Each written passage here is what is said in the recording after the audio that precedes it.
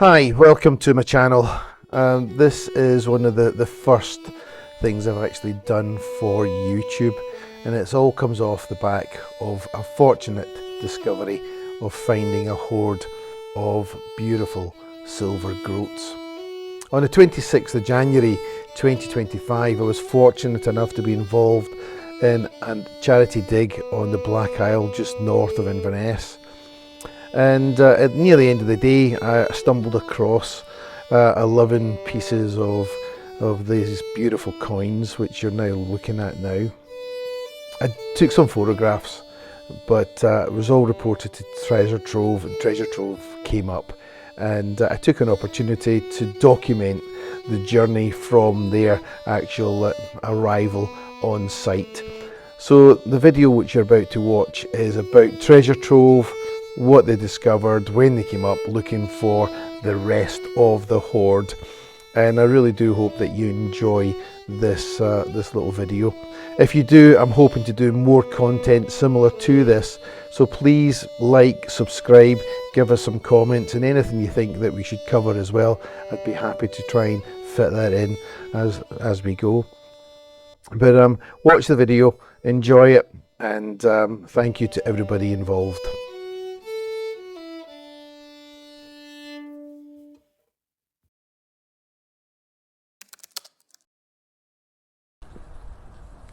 Well, today's the day, and we're now here on location getting ready to dig up the signal that we found where we found the hoard. And I'll turn you around and you can see the guys setting things out, and what we'll do is we'll kind of click back and forth once we start to get a little bit of progress. We're also going to do a little excavation roundabout, or a little metal detector roundabout, just to see if we've missed out on anything. So this is the guys setting out the trench that we're going to do. We're going to do a little 3 metre by 3 metre trench, and then go into the centre of the excavation and see where the bigger signal is and see if there's anything more interesting in that location. But we'll come back to you as and when we get some news for you.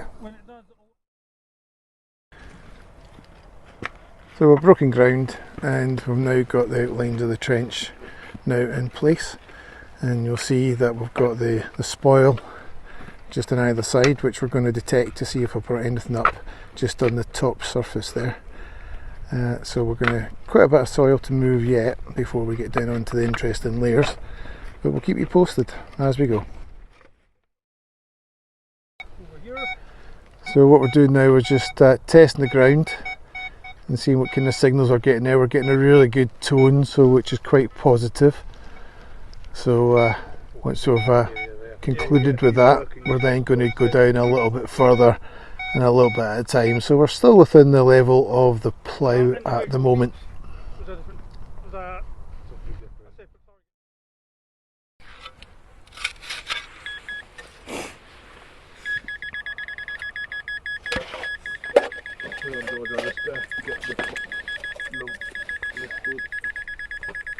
It's pretty close to that lump of iron though, isn't it? So, but I'm still far enough away I can't pick it up. Oh, right, okay. See? Is that a big iron pot or something? See, I'm what, about 4 inches away from the iron there when I'm picking it up. Right. So we're coming down to below the plough level now, so the soil's starting to strip away quite nicely. Is that a lump of flint? Yeah, quite nice. Very Just good. wondering if it was turned or actually... No, that flint? Oh. Yeah. That's it. We're either side of the interesting stuff. We've early prehistory, we've medieval. Absolutely. There must be Roman in there somewhere. Oh, that's nice. It's rather gorgeous, isn't it? Well, that's a good sign. Can I have a photo of it? Don't know if it's the age of maybe an iron pot or something. It's got an interesting shape to it, hasn't it? Yeah. Pardon? The tag? That'll do, yeah. Yeah. We'll just put it again. What we might do, Carl, is just it's a day book in there. If you take it in from the corner, there's also. Sorry, Adam.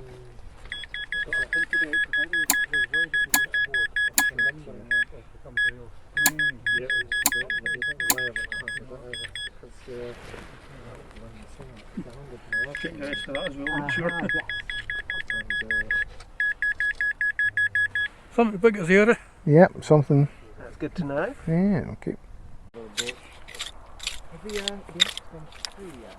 Oh yeah, it There's the tag and tape Take a bit more off this side.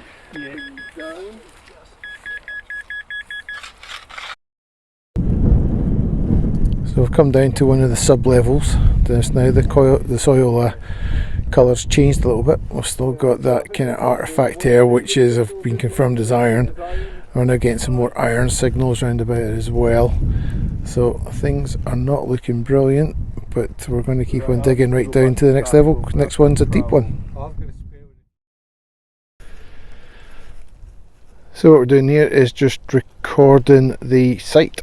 Now down on the ground there we've got some lines drawn, and it looks like it's possibly a floor surface, and then just here we've got the ironworks, which is going to get lifted before we dig down into the next level. So this is why it's quite important that if you do think that you found a hoard, that you don't go and dig it right out of the ground, because you could disturb the archaeology and destroy any evidence which is there. So we really want to kind of make sure that we're doing things by the book. So it's all looking pretty good so far. Well, looking at the hole now, we've got a few features coming through, and what we do have right here is a big lump of iron. So when we look at that signal on here, it's quite clearly it is iron. What it is, we don't know yet.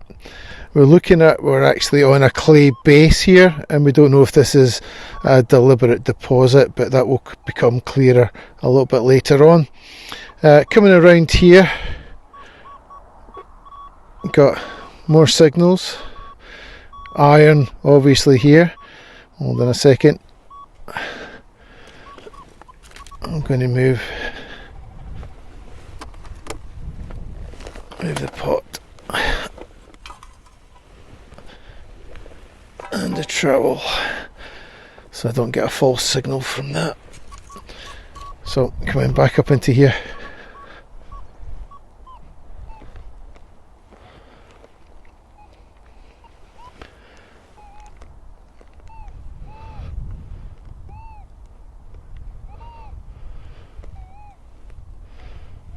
so the signals are still kind of pretty confusing, sitting 33, 37 in some areas of it, but we don't know if that's just going to be the halo coming in from contaminated soil from the iron. But right here we're sitting at a mix here,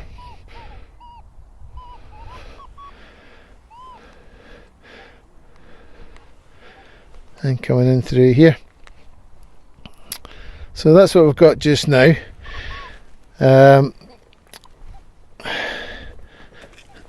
If this is still going to be a hoard, it's probably the deepest which they've ever excavated. The holes which we have on either side here, just here and up in here, this is them trying to find the natural glacial layer. So that's still quite a distance down, so we've still got quite a lot of soil, and it's a bit clay as well, so it's still got quite a bit to move. With the other targets, they are shown still down approximately about 8 inches or so. So the dig is still going on. We're still nowhere closer to finding out if we have got a hoard or not, but watch this space. We've come to the end of day one, and now we're looking at the backbreaking work that the archaeologists have been carrying out. So this is Treasure Trove, so the guys that we send our finds into, along with the National Museum of Scotland, who have been recording everything here. So just the three of them been digging away. You've been seeing that from the other recordings and maybe some of the photographs which are getting tagged into this. So they've done a fair bit. With the targets which we originally found, we've got one very large target there which is iron, which is really quite disappointing, because with the 3 metal detectorists, myself included, 2 legends with different settings and a Deus 2, came up with great numbers for that particular thing there, and as we've got down to it, it's shown now as large iron. We've got these little flags which are here, and these are also showing different numbers from the big one there, but they're still shown as diggable targets for us. So again, until we get this stuff moved, we're not really going to know what is in there. So later on, tomorrow morning, we'll be taking up from there, and we'll hear a little bit from the archaeologists as well, and I'll ask them a few questions about the finds and about what they do, and hopefully you'll enjoy that viewing. We'll see you in the morning.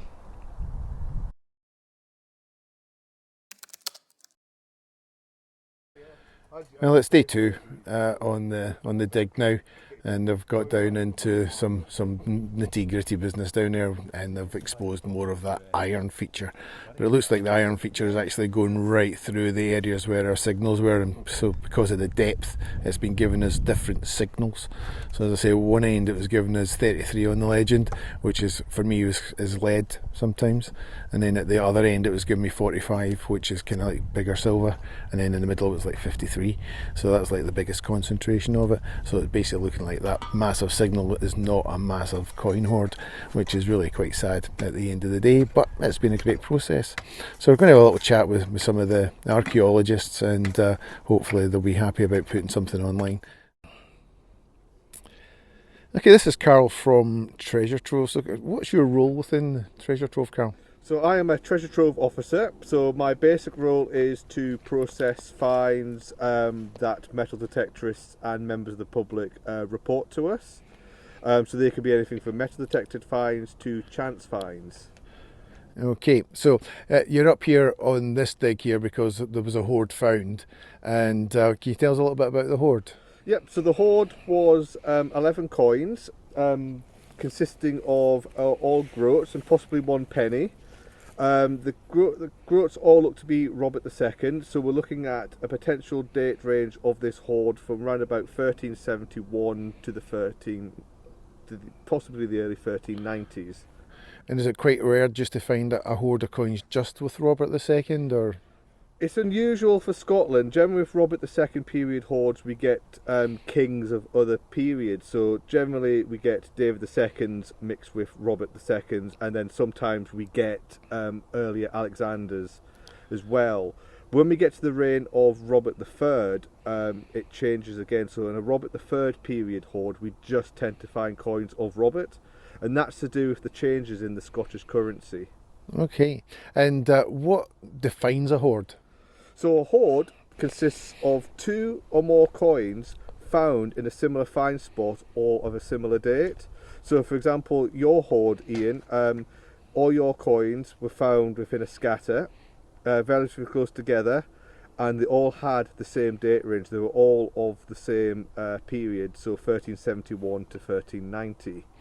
Okay, so when they were kind of reported to you, what was the process that you guys went through with Treasure So the very Trove? first thing that we did is right, okay, we've got a hoard coming in. So when I got your find spots, I mapped them to see what the scatter was. And then I spoke to you, Ian, the finder, about, okay, is there anything else coming up there? And you told us, yes, we've got another signal, a big signal in the middle of that scatter. And that is why we had to come and investigate the hoard site, just in case there are any more coins, and to try and get an archaeological understanding of the hoard. Because when hoards are generally dug out by metal detectors, we lose that archaeological context. Okay, and hammered coins are a big thing for metal detectors. We all want to find a hammered coin. And should each individual hammered coin, although it's not part of a hoard, should that be reported to Treasure Trove? Yes, very much so, because even the individual hammered coins are so important in the bigger picture. So an Edward I penny, yeah, there's a lot of them, but each grid reference, each coin can add a little bit to that jigsaw of looking at circulation patterns, looking at minting patterns across Scotland, but also looking at where coins are lost, potential associations. So one coin you might think, oh yeah, that's not very significant, but when you put it into a database or into a big map, it then becomes significant. Okay, and for metal detectorists or members of the public to report that to you, they don't have to send it in to you, do they? No, not at all. Most coins I can remote record, so that basically means that you don't have to physically send the coin into us. All I would need from you would be a photograph of both sides of the coin's weight and the coin's diameter and the find spot of the coin. So that could be the grid reference, or what-free words, or GPS coordinates, whatever sort of coordinate system that you use for pinpointing your finds. Okay, and you would recommend 3 words would be a good way of doing that? What-free words is normally a good one, yeah. But I understand that sometimes if they get written wrong, then it does sometimes cause problems. I think whatever method you are happy with, each method has their own sort of pluses and minuses. Just whatever sort of method you are happy with and how you've always done it. We can convert them GPS coordinates to grid references pretty easily. Brilliant. Okay, that's really helpful. Thank you, Carol. Cheers. Great. Thank you, Ian. Thank you. Well, tell us a little bit about the claiming process. So when someone sends in a coin and what you decide that you're going to keep and you're not. Yeah, that's a good question. So to claim a coin, first we've got to assess, is that a single coin or is it part of a hoard? If it's part of a hoard, then it will automatically be claimed. We always claim hoards. Single coin finds, most of the time, probably about 99% of the time, we disclaim them and then they are returned to the finder. I know that some detectorists are a bit worried that if they hand a hammered coin to us, they may never get it back, but that is not true. The only time we will claim a single find is if it is an unusual coin find for Scotland, such as continental gold coin. Medieval Scottish gold coin, single coin finds are often claimed. New die types as well, it depends on the series it comes from. If it's a relatively well-known series, sometimes then just a photograph and a record and a disclaim will suffice rather than having to claim it, because the purpose of the claiming of the coins is that it invites museums to be able to acquire them. So sometimes it may not be feasible for a museum to acquire every single new coin die type, so that's when a record and a disclaim will suffice. So about 99% of the coins, single coin finds, will be disclaimed. Okay, so in the case of a hoard, and you say you will always claim those particular hoards, if you don't get a museum that's wanting to take it on, would that then be returned to the finder? Yes, absolutely, yes. So then it will be disclaimed by the Scottish Archaeological Finds Allocation Panel, and then the hoards will be returned to the finder, and then it is up to the finder to decide what they want to do with the hoard after it's been disclaimed. Very good. And for coins and things which we're doing remotely, if we send in you all the information that you need, yeah, and you decide that you don't need to see it, would you send an email as a disclaim? Yes, to so the what I will do is I'll send you an email with the disclaim certificate attached to it with further information about the coin in the disclaim certificates. Okay, that's brilliant. Again, thanks, Carol. Great, no Cheers. problem. So, Carol, what kind of coins do you need to see? That is a really good question, Ian, and one that we get asked on a frequent basis. So the types of coins we need to see is everything all Roman coins, doesn't matter the condition, all hammered coins, again, it doesn't matter the condition, ideally as well, Turners and Bawbees. If you can make out any of the detail on them, then yeah, we'd like to see them. And again, those are examples of coins that can be remote recorded. Obviously we know we get a lot of really badly damaged Turners where a lot of the details illegible. They could be Turners or they could be something else, so we kind of don't really need to see those. We always like to see William III coins, especially when they've been bent or turned into tokens, because that indicates secondary modification of a coin, which is another strand of numismatics of interpreting beliefs and practices. in the past. Again, we don't generally need to see Georgian coins or Victorian coins or modern coins. The only time we will need to see those is if the coins have been modified in any way. So have they been pierced, have they been turned into an item of jewellery, and have they been turned into a token. We also like to see trade tokens as well, so things like Conda tokens, the 18th century copper tokens, because they are really important to record, because we can get an understanding of the circulation patterns and use of different types of tokens. So the basic rule of a Conda token is that they were produced to only be used in a certain area. And so if we're getting, for example, Dundee or Edinburgh tokens in the west of Scotland, what are they doing? What are they doing there? So it all understands about this this 18th century token, the use of tokens in Scotland, and it helps us to identify sort of circulation patterns and you know, where these things are found as well. So yeah, they're equally important. Also, coin forgeries we also like to see as well. So they can be anything from contemporary forgeries to sort of modern replicas. We don't often record modern replicas, but they're always still good to see, just to get that that final sort of, yeah, they're modern and not genuine. Yeah, so with the forgeries, George III bullheads are often often forged coins. Again, why we want to see forged coins is the practice of forgery. It could have been done locally, it could have been done elsewhere, and where these things are found, we could get an indication of where, if there's certain areas where more forgeries are turning up. So then we can maybe say, all right, okay, there's a local practice could be going on here. Are we seeing rates of forgery at different periods in time as well? So again, the recording of counterfeit and forgery and forgeries are again really important to understand the use and circulation of these types of coins. Of course, a forgery could have been produced any period after the coin it was copying was in circulation. So a George III bullhead shilling, for example, could be forged, you know, in any time from 1816 up to probably about 1860. Okay. And are you interested in things like the Queen Victoria coins and the Georgian coins? Only if they've been modified in a certain way, so if they've been turned into an item of jewellery.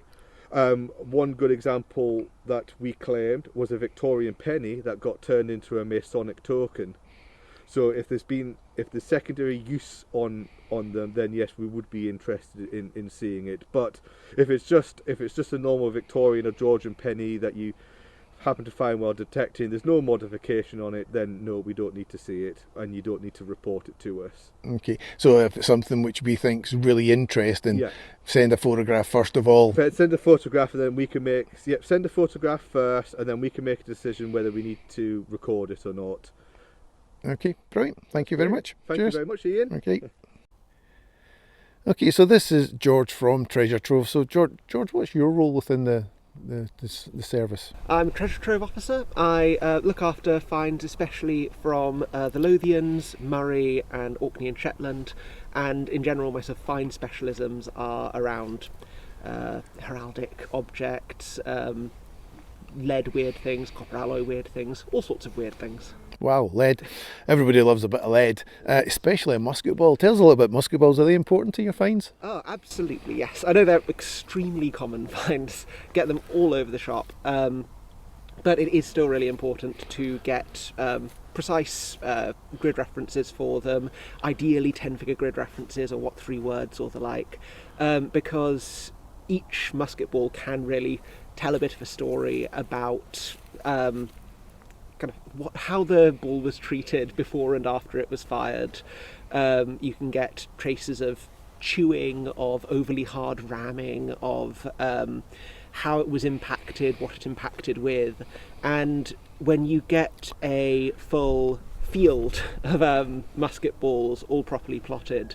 You can find things like training camps that we didn't previously know about, or even skirmishes, battles. All of these have very specific or very different layout musket balls. Highland fights. Highland skirmishes will often have 2 lines of musket balls where a single shot was fired and then you charge in. In the States, there's been fantastic work done with full-on metal detecting surveys of battlefields, which have changed their understanding of how really major battles like Little Bighorn and the like were fought. Okay, so as I say, everyone loves a musket ball, Yeah. but it is an important piece of the history and the picture of the Highlands, or anywhere in the world, basically. Absolutely. So well worth documenting. Definitely. Is that something as well that we can do remotely, or do you prefer that to be handed in as on a fines day or to the It'll museum? be to some extent case by case. If you just send an email with photos of the musket balls you have, then we can have a look and see whether they seem just to be sort of unfired without much clear sort of marking on them, or in which case we can probably record it remotely and then disclaim it for you. Or if it is from a known battle site, if it is clearly marked in ways which it's quite hard to tell over the photos, we might need to see the whole sort of 3-dimensional reality of the shot. So in that case we'd need to get it sent in, potentially claim, potentially disclaim, depending on the historical significance of the site. Perfect, thank you. And what is the process then once we get something to you as a metal detectorist and you receive that? Yeah. How does that get recorded, and how does it go through the system? Well, it starts off by entering the queue. We've got a lot of objects in, much fewer than we had when I started this job. Both Carl and I were originally hired temporarily to deal with the backlog after COVID of well over 8,000 objects, but having got to almost the end of that backlog, another backlog has started of all the things which came in during that time. But the backlog is getting much smaller, and the queue is getting smaller, so we'll have an initial look over the object and send you a receipt so that you have a specific number tied to those objects that we have, so that you can ask us anything about it that you need, if you need any evidence that you've handed it over to us for landowners or the like, or if you ever want to check, just make sure that we still have the object and everything, we don't lose anything, but in case you want to make sure, then we can check it against our daybook number, just so that you have complete peace of mind. We then, once we get round to it, in the grand scheme of the queue of objects, we will figure out what it is, see if there are any particular distinguishing marks, take photos and write it up, ideally so that if we don't have the photos, if we lose the photos, then you can reconstruct what the object was just from the description, very much like the Portable Antiquities Scheme database on finds.org.uk. We do have our database now up and running publicly as well, so you can see your objects when they come through, and then we decide, based on the area, the context, and the just form of the object, whether it's particularly decorated, whether it's a new version of that object, or whether it's particularly historically significant, whether that needs to be claimed, or whether we can disclaim it and send it back. If we disclaim an object, then it's still historically significant, it's still really important that we have it, the database entry, that we have all of the information from it. But claiming just means that we think that it should go to a museum for whatever reason. A museum may particularly want to display it, or we may need to keep it, a museum may need to keep it so that people can research it, whatever that means, for chemical analysis, or just to have it available for people specialising in particular objects to look at.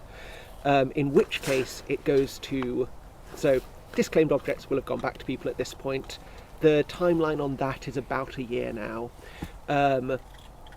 Ideally, it may get a bit shorter, but the idea is that we tend to have find days around the country where people can hand in finds and have finds handed back.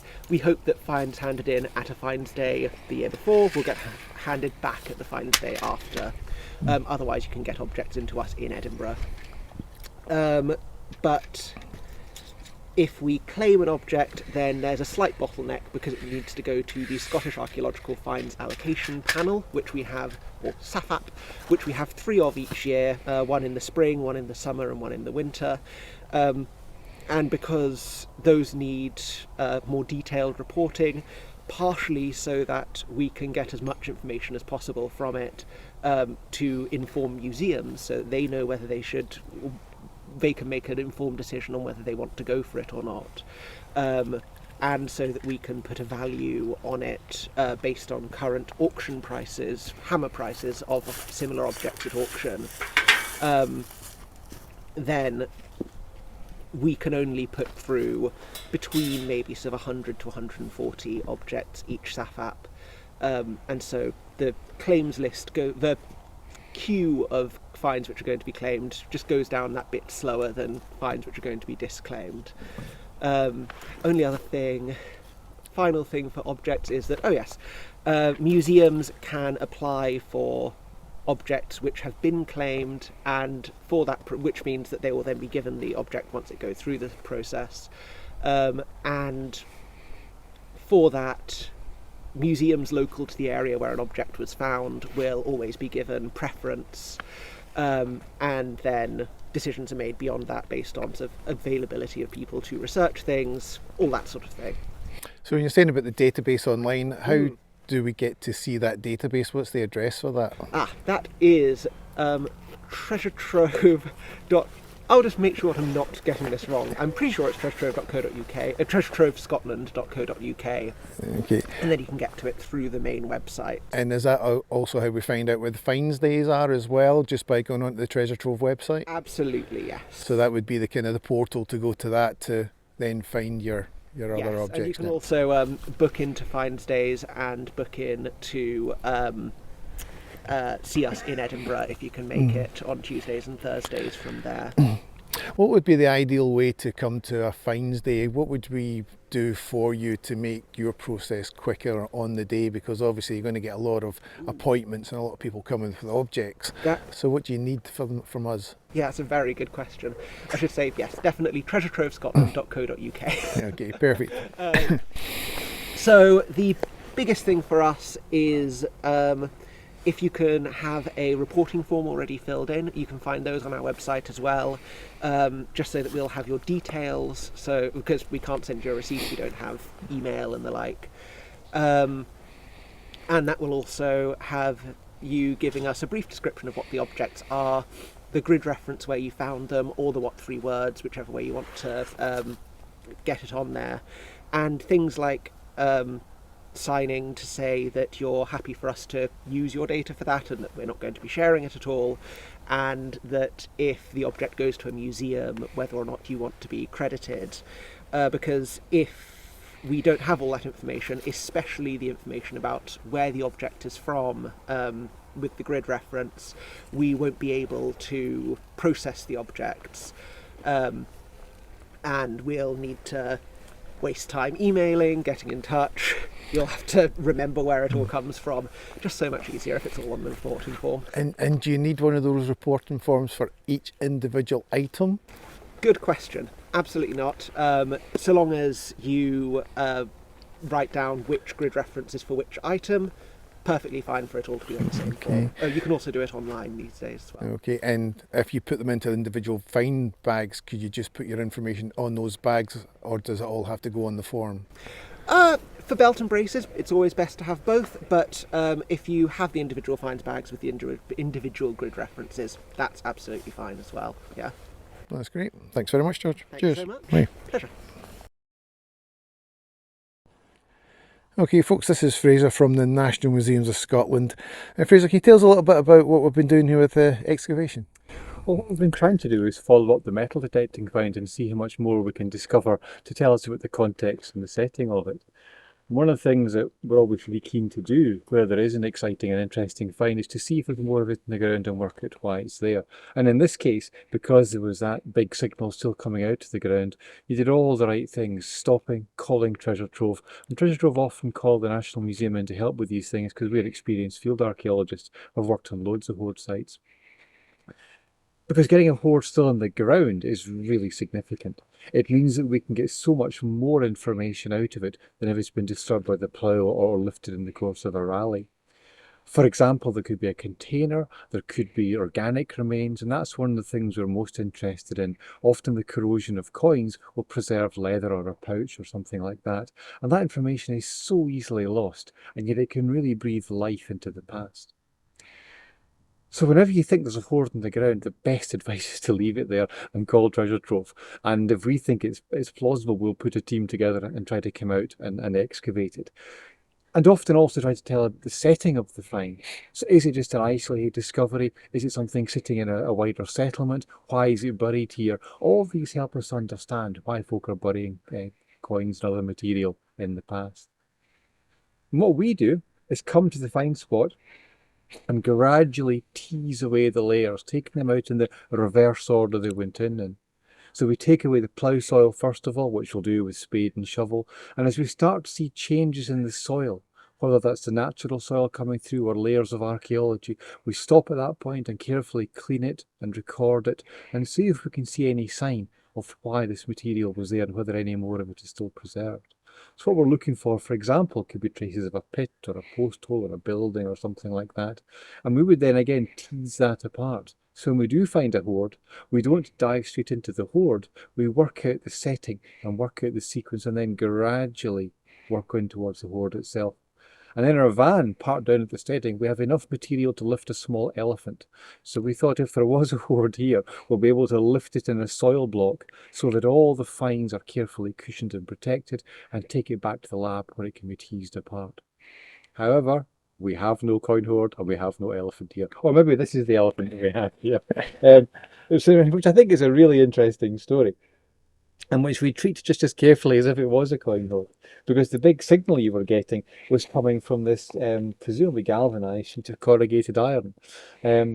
We began to see this when we cleaned this area up, and as we took off the plough soil and we could see there was an interface layer. The ploughing often leaves an interface between the current and the older ploughing. We cleaned onto that layer and we could see a strip of discoloured soil running that away with a lot more mottling within it, which we thought might be a clay floor or something like that, until we began to expose this and realise that's diving underneath it. And it then became quite clear quite quickly that what we have is a field drain, probably a 19th century field drain.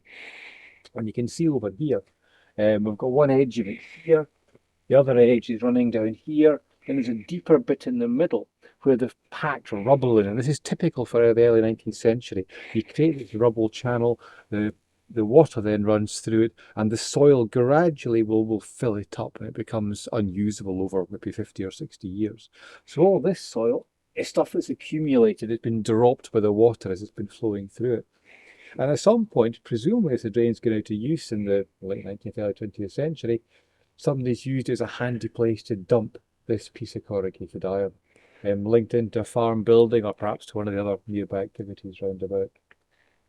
We've exposed enough of it to characterise it, but it's not the kind of thing we're going to then excavate and lift because it's relatively modern. It's not the kind of thing my colleagues will thank me for bringing back to the museum because that's going to cause a conservation nightmare. And it's not the kind of thing that's, in that sense, of great significance. What's important is we've been able to tell this part of the story. There isn't a coin hoard here remaining in the ground. We don't, of course, know why the coin hoard was here in the first place. I was hoping we might find some traces of medieval settlement, but if there is one, the clues for that are somewhere else under the ground. Brilliant. Thank you very much.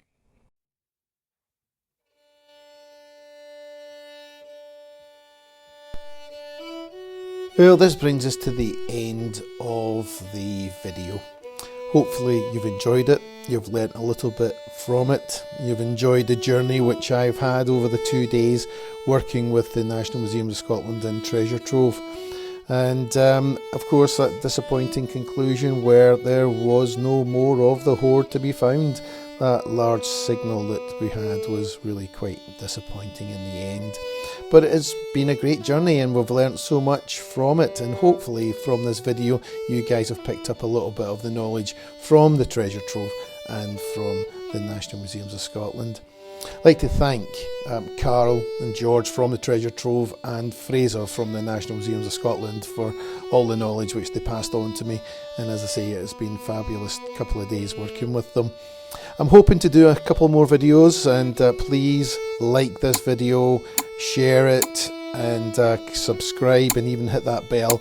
I'm going to do some more videos with some more interesting content, a little bit more about metal detecting and what I do. You never know, I might be back again with another hoard, fingers crossed. You never know what's under the ground until you walk over it with a metal detector. Anyway guys, thank you very much for watching, and everybody have a great day. Hope to see you all in the field one day.